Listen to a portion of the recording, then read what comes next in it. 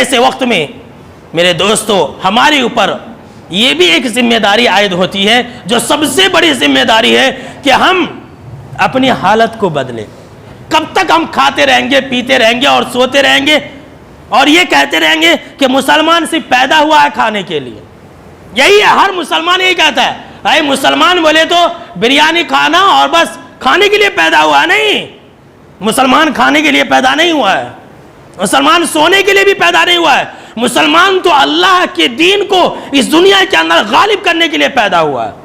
لہذا ہم اپنی حالتوں کو بدلیں، ہم اپنے اعمال کی اصلاح کر لیں، ہم اپنے عقیدے کی اصلاح کر لیں، ہم اپنے لین دین کی اصلاح کر لیں، ہم اپنی دنیا کی اصلاح کر لیں، ہم اپنے دین کی اصلاح کر لیں، ہم اپنے اخلاق کی اصلاح کر لیں، ہم اپنے معاملات کی اصلاح کر لیں، ہر چیز کی ہم اصلاح کر لیں۔ اگر اصلاح کر لیں تو اللہ رب العالمین خود ہماری حالتوں کو بدل دے گا۔